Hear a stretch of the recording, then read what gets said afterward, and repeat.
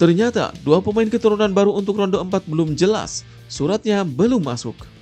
Tiga pemain abroad yang bisa perkuat timnas Indonesia U23 di SEA Games 2025. Indra Syafri punya kans besar gantikan Gerald Vandenberg di SEA Games 2025.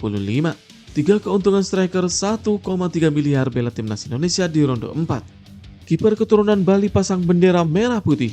Ibu saya berdarah Jawa dan Jepang. Ternyata dua pemain keturunan baru untuk ronde 4 belum jelas, suratnya belum masuk. PSSI saat ini tengah mempersiapkan langkah strategis dengan memperkuat timnas Indonesia menghadapi ronde keempat. Dua pemain keturunan dikabarkan akan segera dinaturalisasi, namun hingga kini identitas mereka masih menjadi misteri.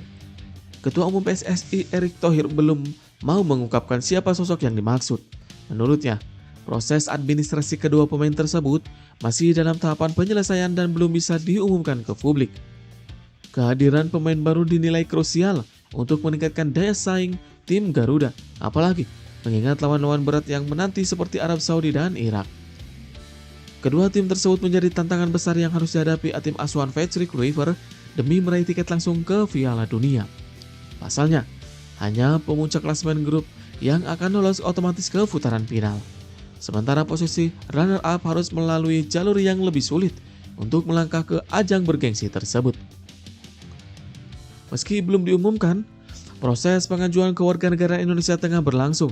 Erick Thohir memastikan kedua pemain tersebut sudah mendapat restu dari keluarga dan memiliki keinginan untuk memperkuat timnas Indonesia, walaupun berkas belum masuk.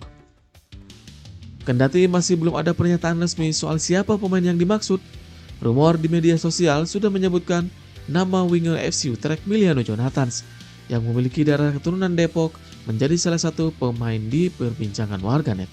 Namun, hingga semua dokumen rampung dan diumumkan secara resmi, teka-teki siapa dua pemain yang PSSI masih akan terus menjadi tanda tanya.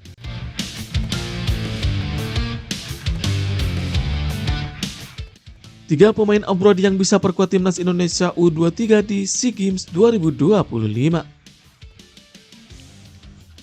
SEA Games akan digelar di Thailand pada 9-20 Desember 2025. Berkaca pada Piala AFF U23 2025, skuad Garuda Muda butuh pemain abroad. Timnas Indonesia memanggil pemain abroad untuk SEA Games 2025, bicara kebutuhan dan keharusan skuad Garuda Muda.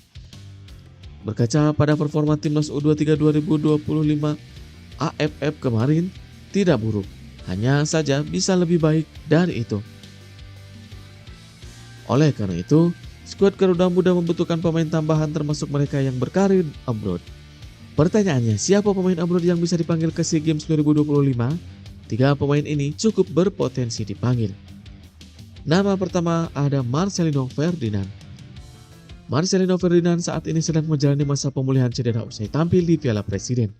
Nasibnya di Oxford United juga masih abu-abu, dengan Gary Rowett membuka peluang meminjamkannya. Marcelino mungkin bisa dinego untuk memperkuat timnas Indonesia U23 di SEA Games 2025 mendatang. Nama yang kedua yaitu ada Justin Hubner. Justin Hubner baru saja diperkenalkan sebagai rekrutan baru klub Eredivisie Fortuna Sittard. Namun, PSSI memastikan Fortuna Sittard rela meminjamkan sang pemain untuk 2 pekan. Mengingat pada Desember 2025, Fortuna Sittard memiliki 2 pertandingan di 2 pekan kompetisi. Hubner cocok memimpin lini pertahanan Indonesia, sosoknya yang tangguh dan bermain tanpa kompromi bisa menambah mental bertanding.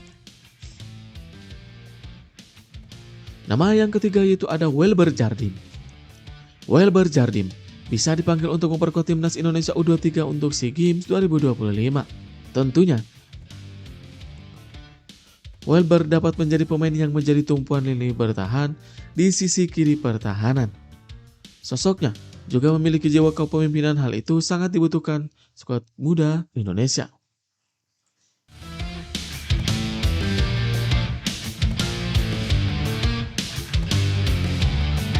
Indra Syafri punya kans besar gantikan Gerald Vandenberg di SEA Games 2025.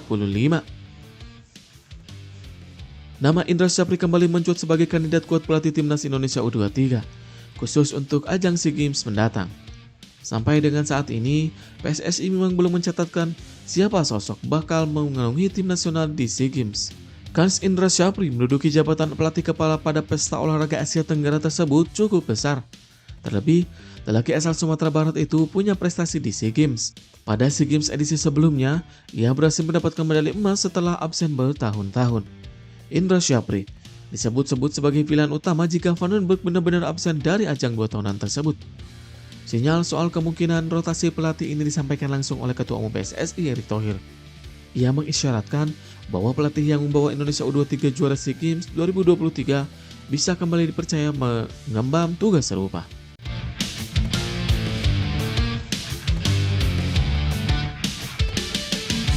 Tiga keuntungan striker 1,3 miliar bela timnas Indonesia di ronde 4. Mauro Gilstra berpeluang besar tampil pada putaran ketiga kualifikasi Piala Dunia Zona Asia. Kabar soal peluang bergabungnya Mauro itu mencuat setelah Ketua Umum PSSI Erick Thohir menyebut apabila proses naturalisasinya sudah semakin maju. Dan yang terakhir, telah mendapat lampu hijau dari Presiden Prabowo. Berikut sejumlah keuntungan yang bisa didapatkan timnas Indonesia setelah Mauro Gilstra berpotensi besar untuk bermain pada ronde keempat kualifikasi Piala Dunia. Yang pertama, yaitu tingkatan kedalaman. Kehadiran Gilstra yang dikenal sebagai penyerang dengan fisik kuat dan kemampuan mencetak gol diharapkan mampu meningkatkan kedalaman skuad lini depan timnas Indonesia. Dengan demikian, Patrick Kluivert memiliki lebih banyak opsi strategis, terutama saat menghadapi tim-tim dengan pertahanan yang solid. Selain itu, persaingan antar pemain di lini serang juga bisa memotivasi pemain untuk tampil lebih baik, sebab mereka tahu ada pemain lain yang siap menggantikan posisi mereka kapan saja. Ia merupakan faktor yang penting untuk menjaga performa tim tetap optimal di setiap pertandingan. Keuntungan yang kedua yaitu dimensi serangan beragam. Mauro Gilstra dikenal pemain postur tubuh yang ideal. Ini membuatnya jadi target yang sangat baik untuk umpan lambung atau crossing. Gaya bermain seperti ini dapat memberikan dimensi serangan yang berbeda bagi timnas Indonesia. Jika sebelumnya lebih mengandalkan umpan-umpan pendek dan serangan cepat dari sayap, kini ada sosok target man yang bisa menjadi sasaran para pemain untuk mengumpan ke depan. Yang ketiga yaitu kualitas finishing. Selama ini, salah satu tantangan terbesar timnas Indonesia adalah mengkonversi peluang mencari gol. Kehadiran Gilstra yang memiliki insting mencetak gol dan penyelesaian akhir yang baik diharapkan bisa mengatasi masalah ini.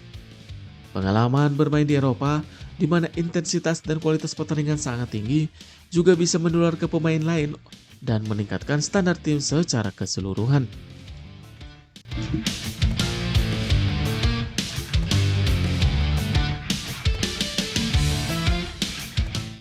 Kiper keturunan Bali pasang bendera merah putih. Ibu saya berdarah Jawa dan Jepang. Sebagaimana diketahui, PSSI memiliki stok banyak pemain keturunan di luar negeri yang bisa dicomot untuk membela timnas Indonesia. Tak hanya di Eropa, stok pemain keturunan yang bisa dicomot untuk membela timnas Indonesia juga sampai tersebar di penjuru Amerika. Pemain keturunan itu berposisi kiper dan bernama Dewa G. Sanjaya. Dari namanya, bisa ditebak bahwa dirinya memiliki darah keturunan Bali. Namun, selain memiliki darah keturunan Bali, pemain yang akrab disapa Dode itu juga memiliki darah keturunan Jawa Jepang. Tak ayal, karena darah keturunan yang dimilikinya, Dode memasang bendera Indonesia dan Jepang di akun Instagramnya. Lantas, seperti apa kabar latar belakang Dewa Gede Sanjaya? Seperti apa perjalanannya di lapangan hijau? Berikut rangkumannya. Dewa Gede Sanjaya merupakan pemain keturunan Indonesia yang lahir di Amerika Serikat pada 8 Januari 2003 atau saat ini berusia 22 tahun. Darah Indonesia yang mengalir di tubuhnya berasal dari ayah dan ibunya. Diketahui, ayahnya adalah orang Bali, sedangkan sang ibu merupakan keturunan dari Jawa Jepang. Meski kedua orang tuanya memiliki darah Indonesia, Dode sendiri tak memiliki paspor Indonesia. Pasalnya, ia lahir di Amerika Serikat seperti halnya Adrian Wibowo. Berbeda dengan Adrian Wibowo yang bermain di klub pro seperti Los Angeles FC, Dode sendiri bermain di tingkat universitas. Dilansir dari akun Instagram pribadinya @dg.sanjaya, Dode sempat menjadi kiper untuk St. Mary College of California sejak 2022 sampai 2024.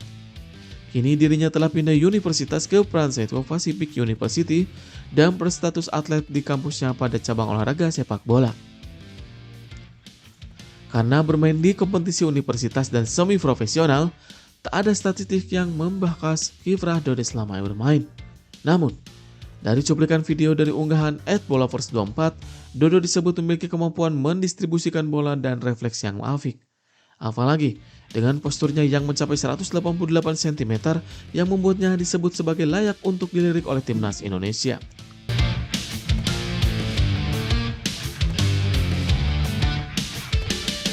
Apa alasan timnas Indonesia U17 pilih Tajikistan dan Afrika Selatan jadi lawan uji coba? Tajikistan dan Afrika Selatan akan menjadi lawan uji coba untuk timnas Indonesia U17 sebagai persiapan menghadapi Piala Dunia U17 2025.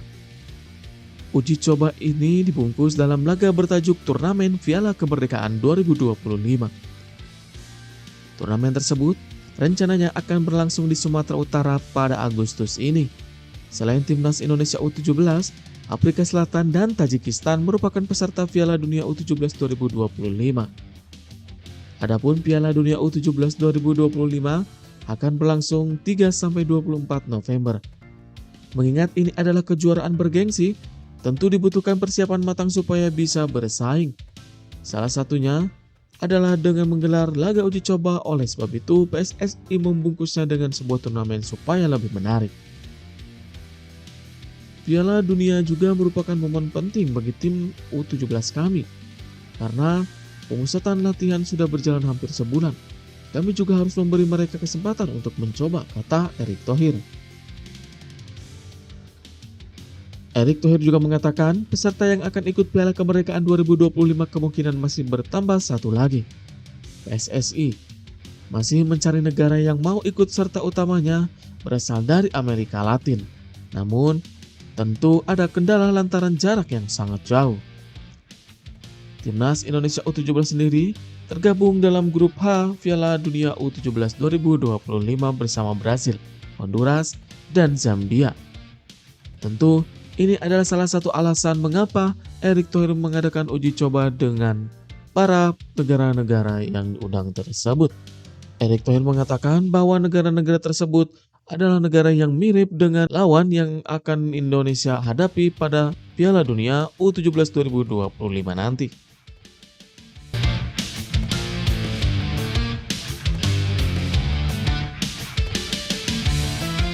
Kapten Timnas Indonesia U23 bicara cara mengalahkan Korea Selatan September nanti. Yakin pasti menang.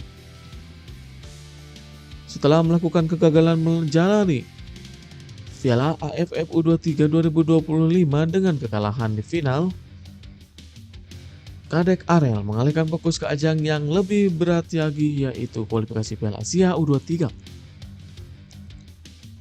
Kadek akan berusaha memberikan yang terbaik termasuk mengalahkan lawan terbaik U23 di grup J kualifikasi Piala Asia U23 2026, yaitu Korea Selatan, Laos, dan Makau. Dari ketiganya itu, tim muda Daegu Warriors otomatis lolos ke putaran final. 4 tiket sisanya diperoleh melalui jalur runner-up terbaik. Timnas Indonesia U23 harus menjadi salah satunya untuk lolos ke putaran final Piala Asia U23 2026.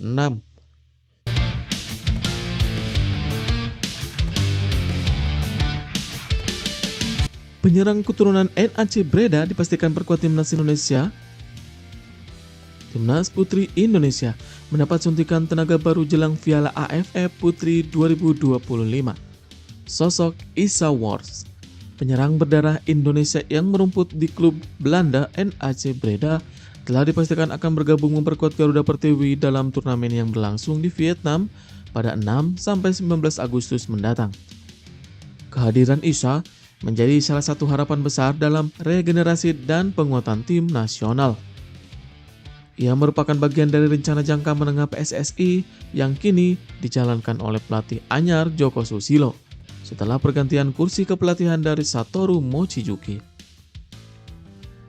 Dalam sesi wawancara terbaru, Joko Susilo secara langsung membenarkan bahwa Wolves akan ambil bagian dalam skuad untuk turnamen ASEAN tersebut.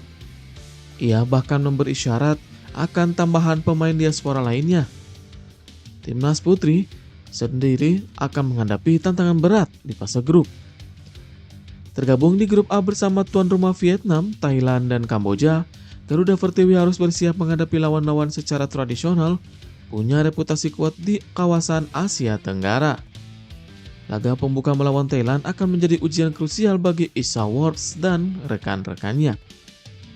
Kehadiran Issa Wolves ini menjadi sorotan karena pengalamannya bermain di Eropa dinilai bisa menambah dimensi baru bagi lini tengah Indonesia.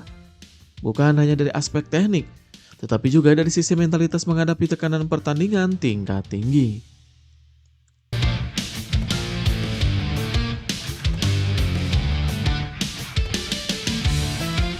Apakah kiper FC Utrecht pasti dipanggil ke skuad timnas U17 Indonesia?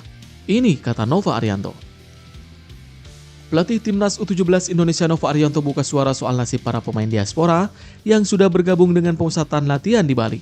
Sebenarnya, Nova Arianto sudah memanggil 9 pemain diaspora. Namun, pelatih 44 tahun tersebut menerima tambahan pemain diaspora lagi di pemusatan latihan. Salah satunya adalah kiper Akademi FC Utrecht, Mike Rajasa. Mike Rajasa adalah penjaga gawang kelahiran Amsterdam pada 6 Februari 2009. Dirinya memenuhi syarat membela timnas Indonesia karena ibunya yang berasal dari Kabupaten Mamasa, Sulawesi Barat. Tingginya mencapai 185 cm dan bisa mengawal gawang Garuda Asia dari gempuran lawan-lawan tangguh di Piala Dunia U17 2025. Mike Rajasa sudah bergabung dengan pemusatan latihan di Bali melalui unggahan di akun Instagram pribadinya. Namun, Nova Arianto memastikan ingin menilai kualitas para pemain diaspora lebih dalam, termasuk Mike Rajasa. Pasalnya, para pemain diaspora ini bertabrakan dengan jadwal sekolahnya sehingga masih butuh kepastian bisa masuk ke skuad Garuda Asia. Setelah itu, Nova Arianto bakal menentukan skuad akhir untuk tampil di Piala Dunia U17 2025. Timnas U17 Indonesia sudah ditunggu 3 laga uji coba krusial. Laga tersebut bakal digelar di Medan pada Agustus 2025. Garuda Asia bakal berjumpa dengan Afrika Selatan, Tajikistan, dan Honduras.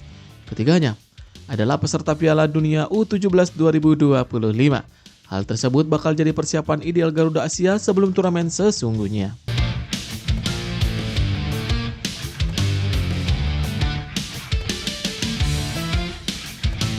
Nova Arianto curhat alasan beberapa pemain diaspora tidak bergabung ke TC Timnas Indonesia di Bali. Saat ini, skuad Garuda Asia menggelar pemusatan latihan di Bali United Training Center sampai 6 Agustus 2025. Sehari kemudian, Timnas U17 Indonesia bakal terbang ke Medan.